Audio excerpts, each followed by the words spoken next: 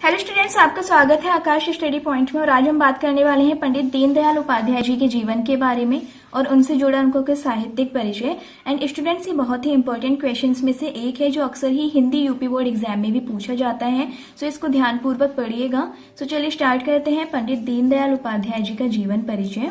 पंडित दीनदयाल उपाध्याय का जन्म 25 सितंबर 1916 को नगला चंद्रभान गांव उत्तर प्रदेश में हुआ था। उनके पिता का नाम श्री भगवती प्रसाद उपाध्याय था और माता का नाम रामप्यारी था। उनका जीवन संघर्ष भरा रहा। दीनदयाल जी के पिता रेलवे में जलेसर में स्टेशन मास्टर थे और उनकी माता धार्मिक रीति रिवाजों को मानने वाली महिला थी।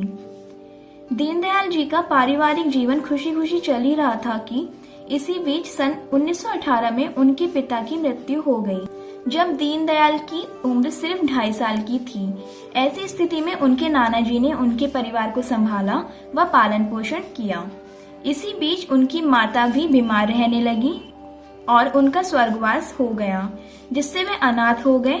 किंतु उनका भरण पोषण ननिहाल में बेहतर तरीके से होने लगा। जब वे केवल 10 वर्ष के थे तब उनके नाना जी का भी देहांत हो गया। इस तरह से दीनदयाल जी ने बहुत ही छोटी सी उम्र में अपने पूरे परिवार को खो दिया था। अब उनको अपने भाई शिव दयाल का ही एकमात्र सहारा बचा था। अब दोनों अपने मामा जी के साथ रहने लगे। दीनदयाल जी ने अपने भाई को एक अभिभावक के रूप में देखा, किंतु उनके भाई को छोटी सी उम्र में एक गंभीर बीमारी ने घेर लिया था, जिसके चलते 18 नवंबर सन 1934 में उनके भाई की भी मृत्यु हो गई। फिर दीनदयाल जी ने बिना हार माने प्रण लिया कि वह अपनी आगे की पढ़ाई पूरी करेंगे। दीनदयाल जी ने अपनी मैट्रिक स्तर की शिक्षा सीकर राजस्थान से पूरी की थी और इंटर की पढ़ाई उन्होंने राजस्थान के पिलानी में स्थित बिरला कॉलेज से की थी। इसके बाद उन्होंने उत्तर प्रदेश के कानपुर में स्थित सनातन धर्म कॉलेज में प्रवेश ले लिया था और 1936 में प्रथम स्थान में बीए स्नातक की उपाधि प्राप्त की। इसके बाद आगरा के सेंट जॉन्स कॉलेज से एमए की परीक्षा प्रथम श्रेणी में उत्तीर्ण की। शिक्षा पूर्ण करने के बाद वे अपने मित्र की सहायता से राष्ट्रीय स्वयंसेवक संघ से जुड़ गए। वे आजीवन संघ के प्रचारक रहे। संघ के माध्यम से ही वे राजनीति में आए।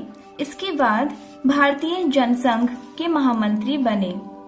इस तरह से राजनीति से जुड़े रहे।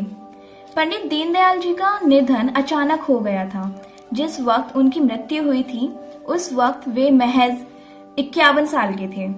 दीनदयाल जी की मृत्यु 11 फरवरी 1968 को हुई थी, जब ये अपनी पार्टी से जुड़े कार्य के लिए लखनऊ से पटना की ओर जा रहे थे। इसी दौरान उनकी हत्या कर दी गई थी। इनका शव दूसरे दिन मुगलसराय रेलवे स्टेशन के पास मिला था। इनकी हत्या किसने की, कब की, इसका कोई भी पता आज तक नहीं चल पाया है। सो अब देख लेते हैं स्टूडेंट्स इनकी कृतियां क्या क्या हैं। तो इनकी कृतियां कुछ इस प्रकार है।